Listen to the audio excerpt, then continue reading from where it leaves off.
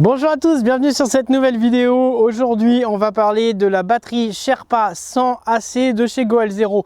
Vous avez vu la semaine dernière, enfin le mois dernier plutôt, la vidéo du panneau solaire, le Big Blue 63 watts qui est ici. Je vous avais dit que je vous ferai la vidéo qui va en complément de ce module-ci que j'utilise.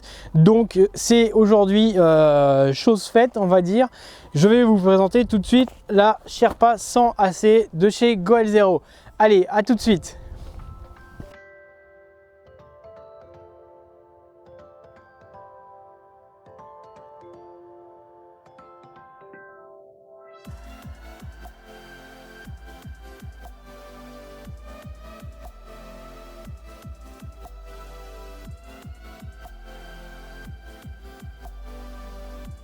Aujourd'hui, on va commencer par la boîte, le déballage de la boîte, qu'est-ce qu'on va y retrouver à l'intérieur et les informations qu'on y retrouve aussi sur la boîte. Donc vous voyez, ça se présente super bien, une belle boîte bien finie. Moi je l'ai reçu comme ça avec une grosse étiquette dessus, donc attention si vous commandez sur Amazon, je vais commander sur Amazon. Attention, ils vous envoient le produit dans la boîte brute.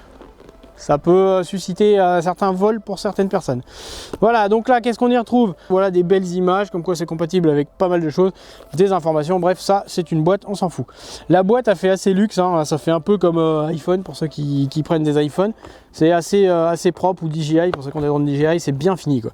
À l'intérieur, on y retrouve du coup la batterie, en l'occurrence la Sherpa 100 AC, et derrière, donc vous voyez dans un truc en carton recyclé, par contre l'emballage a l'air assez éco si je pourrais dire ça. Et donc du coup on y retrouve la batterie dans un emballage en carton recyclé, je vais la poser là. Et à l'intérieur au fond on va y retrouver une petite boîte en carton. Et dans cette boîte en carton vous allez y retrouver le manuel d'utilisateur, un câble USB-A vers Lightning pour les iPod, iPhone et iPad. Donc vous avez le câble pour les Apple qui est fourni, un câble USB-A vers USB-C qui doit faire 50 cm il me semble, et du coup comme je le disais, je crois que je vous l'ai déjà dit, le manuel d'utilisateur. Voilà, ça c'est tout pour le contenu de la boîte, le tout bien protégé forcément. Moi j'ai enlevé les protections, je l'ai déjà ouvert. Ça fait maintenant bientôt 2 mois que je l'utilise. Et j'en suis assez satisfait. Donc maintenant qu'on a fait le déballage du produit, alors le produit bien sûr je l'avais déjà déballé avant, j'ai pas gardé les emballages plastiques qu'il y avait dedans, hein, ça va de soi, mais je voulais quand même vous montrer le contenu, dans quoi ça présente. Donc forcément quand vous payez un produit comme ça qui est aux alentours de 300 €, malheureusement vous payez aussi le packaging. Moi j'aurais aimé qu'il y ait moins de fioritures sur le packaging, mais peut-être payer un petit peu moins cher le produit. Bon, après le produit est de très belle qualité, fonctionne très bien, j'en suis très satisfait. Et on va tout de suite du coup passer aux caractéristiques techniques. Donc on va commencer par les dimensions. Là, en hauteur, vous êtes à 19 cm, en largeur 14,4 cm et en épaisseur, nous sommes à 2,54 cm. Donc c'est quand même un beau bébé. Le poids, on est proche des 1 kg, donc 898 grammes avec les deux câbles, donc ici et ici, qui sont dans du caoutchouc. En termes de matériaux, on va être sur de l'ABS pour les parties, la façade et l'arrière. Sur les côtés, vous allez avoir du caoutchouc, un espèce de caoutchouc qui va vous maintenir les deux câbles qui sont fournis avec sur les côtés. Donc un USB-A vers USB micro. Hop, vous voyez, c'est complètement incorporé à la machine. Je viens le remettre. Et un USB-C vers USB-C du coup que vous pouvez remplacer. Vous pouvez remplacer l'USB-A vers vers Lightning si vous voulez. Celui-là, vous pouvez le remplacer par celui qui est fourni pour les iPhones si vous avez un iPhone. Voilà. Ensuite, qu'est-ce que j'ai dit? Donc les matériaux, l'aluminium brossé sur tout le contour. Donc je ne sais pas si c'est de l'aluminium de type aviation, mais c'est vraiment costaud. Pour toutes les inscriptions, c'est de la gravure laser. Ça tient super bien. Et qu'est-ce qu'on y retrouve d'ailleurs comme inscription? Du coup devant Goal0 la marque, en dessous Sherpa 100 AC, c'est le nom du produit. Ici le chargeur IQ de 5 watts. Et derrière, on va y retrouver les informations techniques du produit, donc la dénomination Sherpa 100 AC, que c'est une batterie qui fait 94,7 Wh, qui est de 25 600 mAh, comme je vous l'ai déjà dit, en l'ion nickel, magnése, Cobalt, voilà. Pardon, les termes techniques, les batteries, il y en a énormément, donc des fois c'est difficile à retenir. Là, vous avez aussi les caractéristiques des ports USB, mais on va en parler après. En dessous, vous avez attention danger, donc je vais vous expliquer pourquoi il y a ce petit panneau, pourquoi il y a ce petit pictogramme aussi. Et en dessous, vous avez quoi? La puissance de l'onduleur, ça on s'en fiche. Je vais garder tout ça. Donc la puissance du chargeur sans fil que je vous ai déjà dit de 5 watts. En dessous, la puissance des ports USB-A. Donc ça, c'est des petits infos techniques si vous voulez le savoir. On vous le redira après. Et là, c'est ça qui nous intéresse. C'est pour ça que je voulais voir ça. Vous avez un logo avec un petit avion. Ce petit avion veut dire que vous pouvez prendre la batterie avec vous en cabine si vous voyagez en avion. Oui, parce que je ne sais plus si je l'ai dit dans l'introduction, mais ce truc, il va être destiné pour tous ceux qui font du camping, de l'expédition comme moi je veux faire, et aussi pour ceux qui travaillent dans les transports, qui ont besoin de recharger par exemple leur MacBook. J'ai essayé le MacBook Air, ça fonctionne très bien. Je pense que tous ceux qui se rechargent en USB-C, ça fonctionne très bien. Je peux aussi recharger mes drones avec, mais on en parlera plus tard. Donc là, vous y retrouvez du coup le petit logo avion, comme quoi vous pouvez le prendre en cabine. Donc c'est très intéressant. Le logo CE certifié Europe, le logo du recyclage, je vais pas jeter à la poubelle. Ensuite en dessous le numéro de série et la marque. Voilà, donc ça c'est tout pour l'aspect extérieur. Alors du coup, avant de parler de la connectivité, je vais revenir sur la durée de vie du produit et la plage d'utilisation que j'avais oublié de vous donner dans les caractéristiques techniques. Donc la durée de vie du produit, vous allez être sur un minimum 300 cycles de charge complète. Dedans, il y a un BMS, donc c'est un Battery Manager System. C'est lui qui vient calculer votre nombre de cycles complets de la batterie et qui vient dire attention, la batterie est endommagée ou autre, et qui vient gérer tout ce système-là. Voilà, donc la batterie, la durée de vie, c'est de 300 cycles. La plage d'utilisation est de 0 degré jusqu'à plus 40 degrés. À savoir que si vous faites une petite housse en néoprène, avec une vieille combinaison de plongée ou autre, et que vous laissez bien par contre l'espace pour les ventilateurs, attention je précise, vous allez pouvoir l'utiliser à un petit peu moins de 0 degré puisque lui va être isolé. Les petites housses, je vous conseille de ne pas acheter la housse fournie avec puisqu'elle est extrêmement chère. Et si vous connaissez quelqu'un qui fait de la couture, moi j'ai ma maman qui m'a fait une petite housse en tissu à la taille de la batterie, j'en suis très content et je la trimballe partout avec cette petite housse, ça m'évite de la rayer. Et ça fait bien le job pour la protéger. Donc vous pouvez faire la même chose en néoprène bien sûr, mais en faisant attention de bien libérer le ventilateur pour pas que celui-ci soit obstrué et que votre produit surchauffe. Donc du coup en termes de connectivité, donc on a fait le tour du produit. Vous avez vu que sur les côtés vous aviez deux câbles, un de chaque côté. À l'arrière vous avez un petit ventilateur justement que j'ai oublié de vous préciser. C'est le ventilateur qui va se mettre en route souvent soit quand vous chargez à haute intensité votre batterie, soit quand vous utilisez l'onduleur. Voilà, donc du coup on va en venir à la connectivité. Qu'est-ce qu'on va y retrouver comme connectique? Vous allez y retrouver une prise jack 8 mm spéciale solaire de type Goal 0. Donc c'est la prise que je vous montrais pour brancher le panneau solaire la dernière fois dessus. Cette prise va accepter de 14 à 22 volts en 50 watts maximum. Donc c'est ça le petit triangle qu'on vient voir ici. C'est pour ça que moi j'ai choisi Big Blue 63 watts, c'est que lui va délivrer au maximum 50 watts, on avait calculé. Donc moi ça me correspond tout à fait pour cette utilisation. Ensuite vous avez sur le côté, à côté de ce petit jack 8 mm, deux ports USB type C in-out de 60 watts chacun qui vont délivrer donc 60 watts à leur grand maximum.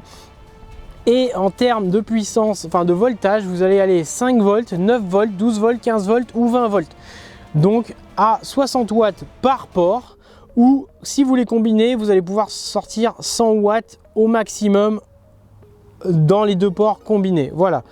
Ensuite, vous retrouvez l'écran de contrôle, le bouton d'allumage et les menus, l'activation du chargeur IQ. Ici, deux ports USB de 2,4 ampères chacun, USB A, et à côté vous allez avoir l'onduleur. L'onduleur, c'est un petit onduleur, ça va vous faire 100 watts en onde sinusoïdale à 50 Hz. Voilà, donc tout ça, vous retrouvez les informations derrière. Pour l'allumer, c'est pas dur. Vous avez juste à appuyer sur le bouton on. Ici, un petit écran LCD avec toutes les informations. Mais quand je vous dis toutes les informations, c'est toutes les informations en temps réel. Là, je sais en temps réel que j'ai un niveau de charge à 93% de ma batterie et que j'ai rien qui rentre et rien qui sort. Et du coup, j'ai le temps restant avant la charge ou le temps restant avant la décharge qui s'affiche en temps réel. Par exemple, je vais vous mettre des petites photos quand j'ai chargé différents appareils et quand je les branchais à différentes sources d'énergie pour vous montrer que ici, là, vous avez les informations qui diffèrent. Par exemple, la dernière fois, j'ai branché un MacBook Air. Il me sortait une charge à 30 watts à peu près. Et il me disait qu'il restait 3 heures d'autonomie restante. D'ailleurs, en termes d'autonomie, je vais retrouver les informations sur la boîte, il me semble, parce que je ne les ai pas notées comme un sauvage. Et en termes d'autonomie, du coup, qu'est-ce que vous allez pouvoir faire avec ça sans la recharger? Sans la recharger, il vous donne pour information que vous allez pouvoir recharger 2 laptops, donc certainement 2 MacBook Air. Moi, je dirais plus 1,5. Il faut rester honnête. 4 tablettes, c'est vérifié. Vous rechargez bien 4 tablettes. J'avais une Samsung Galaxy A, je l'ai rechargé 4 fois pendant mon stage. J'ai pas eu de problème. Et 8 téléphones. Alors 8 téléphones, c'est plus ou moins vaste puisque selon la batterie de votre téléphone, vous allez recharger plus ou moins votre téléphone. Voilà, ça c'est la moyenne qu'on vous donne. Après, qu'est-ce qu'on vous dit aussi? On vous donne la charge. La charge, vous pouvez soit le charger du coup en 22 volts avec votre panneau solaire, soit avec une prise allume-cigare pour la voiture, soit du coup en USB-C, donc avec un adaptateur USB-A vers USB-C ou en USB-C avec un chargeur USB-C. Voilà.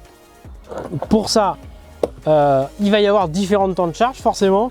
Si vous êtes avec un chargeur 60 watts, il va charger en 2h05. C'est assez rapide pour la puissance. Si vous avez un chargeur de 45 watts, il va mettre 3 heures. Si vous avez un chargeur de 2,4 ampères, donc ce qu'on trouve classiquement sur les téléphones, on va dire de base, qui n'ont pas l'USB-C ou le Quick Charge, du 2 ampères 4, il va charger en 9 heures. Donc là, c'est long, mais il faut aussi savoir qu'une batterie, plus elle met de temps à charger, plus longtemps vous allez la conserver. C'est-à-dire que les éléments chimiques vont moins chauffer et ça va préserver la batterie. Donc si vous avez des chargeurs charge lente et que vous avez le temps de le faire, chargez-le en lent. C'est un conseil que je vous donne pour prolonger la durée de vie de cette batterie. Voilà. Après, vous allez pouvoir aussi les charger avec des panneaux solaires. Donc, pour information, avec un Nomad, un Boulder 50 ou un Nomad 50, je ne sais plus, de chez Goel Zero, donc un 50 watts, il va mettre 4h08 à charger. Donc ce qui veut dire qu'avec mon Big Blue, je vais être à 50 watts, donc à son maximum, à 4h08 à charger en plein soleil. Donc c'est assez intéressant. Donc vous pouvez aussi mettre 8 heures à le charger, enfin c'est de 4, pas 4h08 pardon, c'est de 4h à 8h, excusez-moi. Donc vous allez mettre entre 4h et 8h selon l'exposition du soleil. Si vous êtes vraiment bien ensoleillé et que vous débitez à fond, vous allez mettre 4h. Si vous êtes en train de marcher, qu'il y a des passages nuageux, etc., que le soleil, un peu comme aujourd'hui, il est présent mais il y a des nuages, vous allez mettre plus du 6h, 7h, voire 8h s'il fait vraiment gris. Voilà, donc ça c'est pour un chargeur de 50 watts.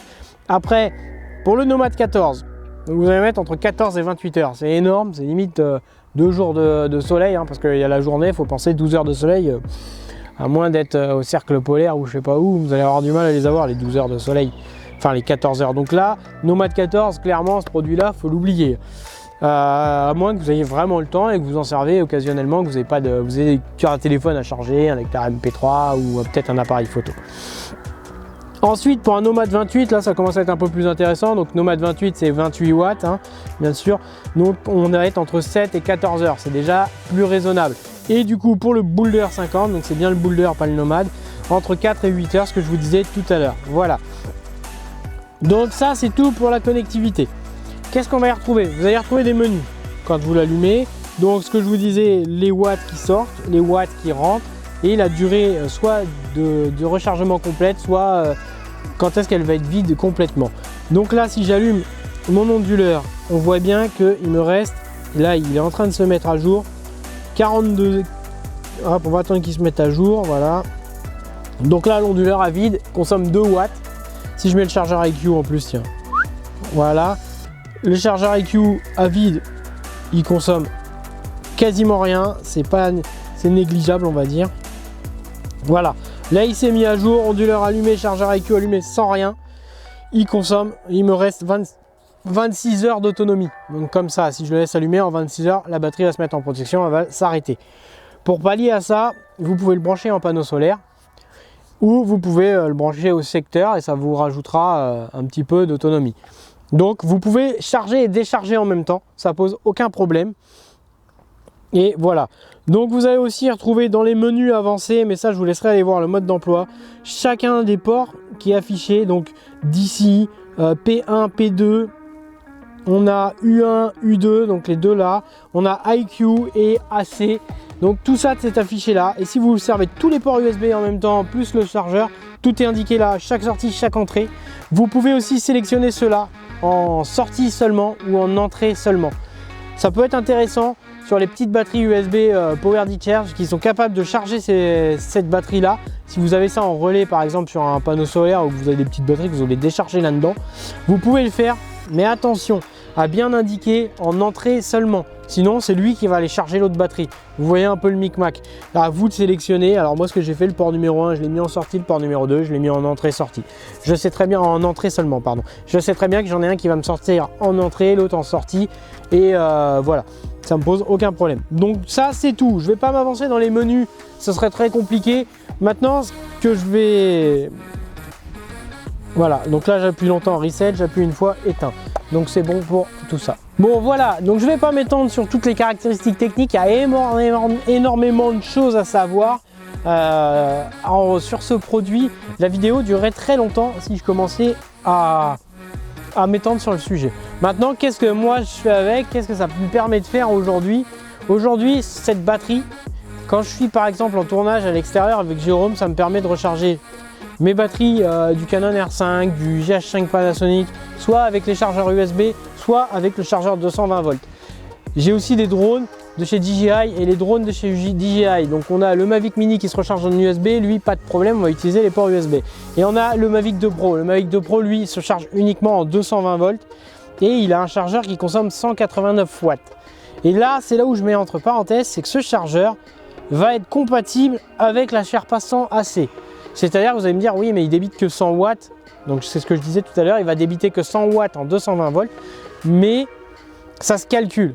Le chargeur, par exemple, du Mavic 2 Pro va délivrer 189 watts, mais c'est tout compris. C'est-à-dire que le chargeur est capable de charger 4 batteries simultanément. Enfin, c'est à la file indienne, mais il va pouvoir charger 4 batteries et il a un port USB. Sauf que si vous n'utilisez pas le port USB du chargeur et que vous n'utilisez pas les 4 batteries simultanément, donc branchez une batterie, ça va fonctionner. Vous allez pouvoir charger votre batterie de drone avec. Donc ça c'est cool, c'est un point positif. Je vous mettrai des petites vidéos, j'ai fait des petites vidéos avant, je vais vous mettre des petites vidéos comment ça fonctionne. Alors par contre, ce qu'il faut faire attention, quand le chargeur est plus consommateur, bien sûr moi j'ai fait un calcul avec un multimètre, un voltmètre, j'ai calculé combien consommait mon chargeur de Mavic avec une seule batterie. Si vous n'êtes pas électricien, vous allez chez Auchan, il y a des boîtiers qui vous disent en watts combien ça consomme. Ça coûte une quinzaine d'euros. Vous le branchez dans une prise, vous branchez votre prise dessus. Là, vous avez les watts, les ampères, même les calculs de coût électrique si vous ne l'avez paramétré. Donc si vous êtes une bille en électricité et que vous n'y connaissez rien, vous avez ce petit truc, je vous mettrai une petite affichette à quoi ça ressemble ici, là. Vous avez ce petit truc qui existe pour vous aider tout simplement. Ça calcule automatiquement, vous n'allez pas vous embêter et là vous savez si oui ou non vous allez pouvoir le passer sur la batterie. Donc du coup, c'est ce que j'ai fait, j'ai calculé avec mon ampèremètre, mon voltmètre et j'en ai déduit qu'en fait je consommais 80 watts à 70 watts. Lui il m'a affiché la même chose, donc c'est que mes calculs étaient bons. Lui il va vous afficher en temps réel ce qui se passe. Alors par contre ce que j'ai dû faire, c'est que j'ai dû brancher le chargeur avant d'allumer la batterie Sherpa 100. J'ai branché mon chargeur et j'ai pas branché la batterie de mon Mavic. J'ai branché mon chargeur, j'ai allumé l'onduleur. Et du coup là ça a fonctionné. Et ensuite j'ai branché ma batterie. Pourquoi? Parce qu'il y a des pics de démarrage, il y a des condensateurs qui viennent se charger. Si vous mettez la batterie derrière ces condensateurs, ils vont charger, ils vont décharger dans la batterie, ça va faire un gros pic. Et lui, qu'est-ce qu'il va faire? Il va détecter une surintensité de plus de 145 watts, puisque lui sa puissance en crête, donc c'est 145 watts. Si vous avez un appareil qui fait au démarrage qui fait une crête, c'est-à-dire qui fait qui aspire une grosse puissance et qui redescend, et ben, il va pouvoir absorber jusqu'à 145 watts de pic pendant 1 ou 2 secondes. Après, il se coupe, il se met en sécurité. Donc moi, pour pallier à ça, j'ai branché d'abord mon chargeur, j'ai allumé et ensuite j'ai branché ma batterie. Et là, miracle, ça marche. Je vais vous mettre des petites vidéos, soit ici, tiens une de chaque, allez. Pour là, des photos du MacBook, ici des vidéos de quand je le charge avec le panneau solaire et tout ça. Donc du coup, pour le panneau solaire, eh ben, on va en parler tout de suite. Voilà, donc vous l'avez déjà vu sur la dernière vidéo. Pour ceux qui l'ont pas vu, je vous invite à cliquer sur le petit lien juste là. Donc c'était la dernière vidéo de la chaîne avant celle-ci. Et voilà, le Big Blue 63 watts. Donc je viens le placer ici, vous n'allez pas le voir, mais on a un super spot. J'ai oublié les câbles. Et j'ai oublié les câbles. Bon voilà, là on se retrouve en condition type. Donc là j'ai oublié bêtement, ce qui peut arriver, le câble du panneau solaire qui va me permettre de sortir en 20 volts jusqu'à mon Sherpa 100 AC. C'est pas grave, j'avais un câble USB-C qui traînait dans la sacoche et heureusement celui-là il me permet donc du coup de sortir en 3 ampères. Combien il me sort déjà lui, je sais plus. Il me sort en 3 ampères jusqu'à l'autre, donc jusqu'à la batterie. Et là, le schéma type, on voit sur la batterie. Donc je vais vous montrer les images de la GoPro. C'est super dégueulasse, ça clignote. Donc là, ça clignote, je suis désolé, je vais vous faire une photo après. On voit bien que mon panneau, il rentre. Alors là, entre 16 watts et 0 watts, ça oscille. Voilà, là j'ai une entrée à 15 watts. Il me dit qu'il sera chargé dans 0,9 heures. Donc on suppute 90 minutes, voilà. Donc là, en temps réel, je sais que j'ai 15 watts qui rentrent par rapport au soleil, qui me recharge ma batterie, que ma batterie sera chargée dans les 90 minutes. Donc le temps, il est assez maussade, c'est pas tip top, mais ça charge quand même. Là, ok, je suis avec mes caméras, donc là on voit Jérôme qui est juste derrière la caméra, et admettons, j'ai utilisé une batterie pour celui-là, et j'ai besoin de charger l'autre, sauf que bah, mon chargeur est en 220 volts. Ah, c'est bête. Et bien là, grâce à ça, je vais pouvoir. Donc je viens brancher mon chargeur, comme je vous ai dit tout à l'heure. Et là, je vais venir appuyer ici. Un petit peu plus longtemps. L'écran se rallume, comme vous voyez. Donc là, vous allez clignoter. Ah, voilà, il faut que j'attende. Et là, la petite LED bleue s'est allumée. Donc tout clignote pour vous, je suis désolé. Et on voit qu'en sortie, j'ai 2 watts. Et que j'ai 16 watts en entrée et qu'il me reste pour qu'il soit chargé 1h30. Donc vous voyez là ça a évolué, j'ai du courant qui sort et voilà, là je vais brancher mon chargeur et tout de suite on voit qu'en sortie je suis à 10 watts et que là par contre et ben avant qu'il soit chargé complètement, ça va complètement différer, il me reste 57 heures, ça fait comme si je chargeais à rien du tout. Vous observez bien là que le voyant est allumé. Alors pas de chance, la batterie est déjà chargée. Voilà, donc voilà, là on observe bien que le voyant est allumé. Donc le problème de ces batteries, c'est quand la batterie est chargée, le voyant va s'éteindre. Voilà, donc là le voyant s'est éteint parce que ma batterie est déjà chargée. Et là ça a régulé automatiquement, ça a repassé sur 2 watts de consommation et 18 watts de charge. Donc on a monté un petit peu. Voilà, je vais me placer là. Là, ce que j'ai envie de faire, c'est charger mon téléphone. Donc j'ai un Huawei avec le iQOO, vous voyez, bel état. Tout neuf. Je viens appuyer sur le bouton pour chargeur iQOO. Donc là, ça m'indique le petit signe iQOO en haut. Et là, qu'est-ce que je vais faire? Je vais poser mon téléphone qui dérape. Donc vous voyez, par contre, il n'y a pas d'antidérapant là. Et là, la charge s'allume. Donc, charge 55%.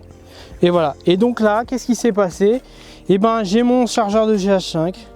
J'ai le temps qui a évolué parce que le iQOO est là en 8 watts de sortie, 16 watts en entrée toujours. Alors l'entrée ça oscille parce que le soleil est vraiment caché dans les nuages. Maintenant ce que je peux faire, c'est que là on a tout un bazar et sur tout ce bazar je peux venir recharger ma petite lampe, je peux venir recharger ici ces petites batteries si j'en ai besoin et du coup c'est chiant parce que je vois pas sur l'écran, et du coup je peux venir aussi recharger ces grosses batteries là qui vont me servir pour du projecteur ou de la caméra, donc qui sont chargeables en USB-C et qui sortent quand même relativement bien.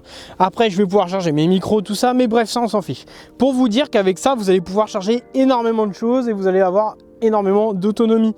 Donc voilà, on va tout de suite passer du coup au point positif et au point négatif de la batterie pendant que mes petites affaires chargent, et je vais les laisser charger là. Bon voilà, du coup j'en ai parlé, je vous ai montré un schéma type de comment je l'utilise, quand je branche les drones, etc. etc. Donc ça, j'aurais énormément d'autres choses à vous dire dessus, mais ça pourrait être très long, donc on va s'arrêter là. On va tout de suite passer au plus, au moins. Je vais commencer par les points négatifs.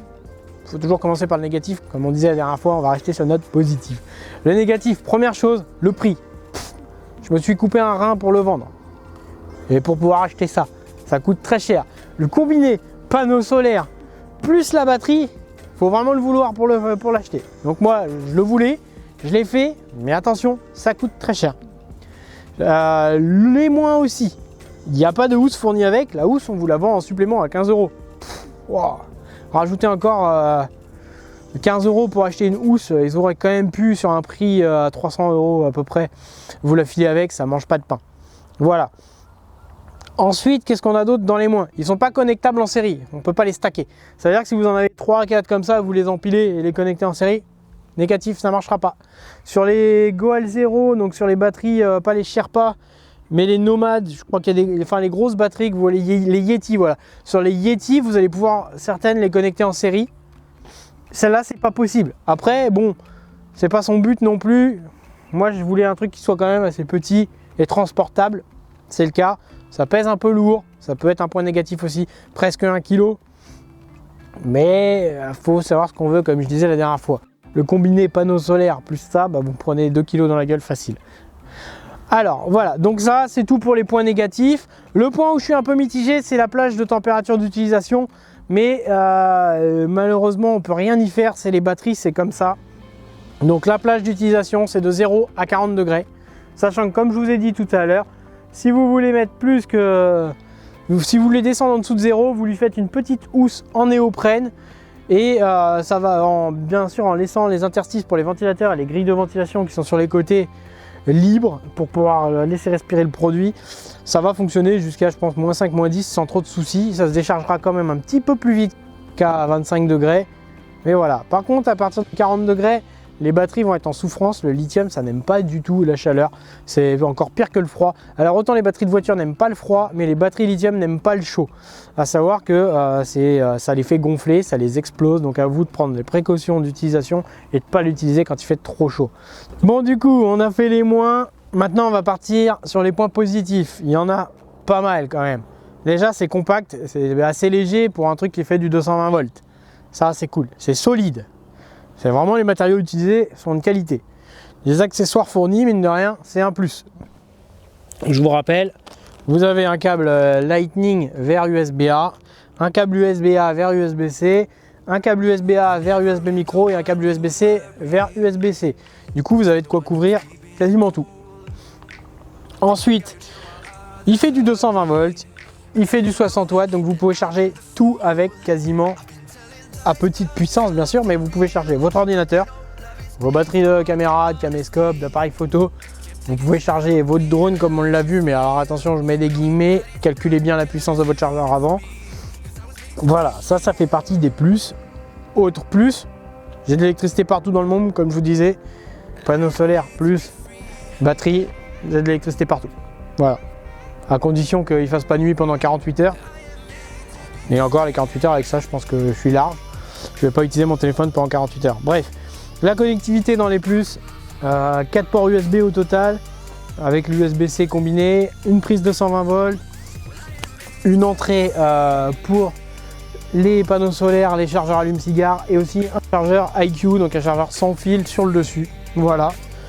Que dire de plus dans les plus? Je pense que c'est déjà pas mal. C'est bien ventilé et c'est silencieux. Alors attention, c'est silencieux quand le ventilateur ne se déclenche pas. À partir du moment où le ventilateur commence à se déclencher, ça fait quand même un petit bruit de turbine. C'est normal, il faut bien refroidir la bête pour pas que les batteries soient en surchauffe. Voilà. Bon, je pense qu'on a fait le tour sur les plus, les moins. Les plus, on a un beau packaging, mais c'est aussi un moins, comme je vous disais. Moi, je préfère avoir un packaging un peu plus dégueulasse et payer moins cher le produit.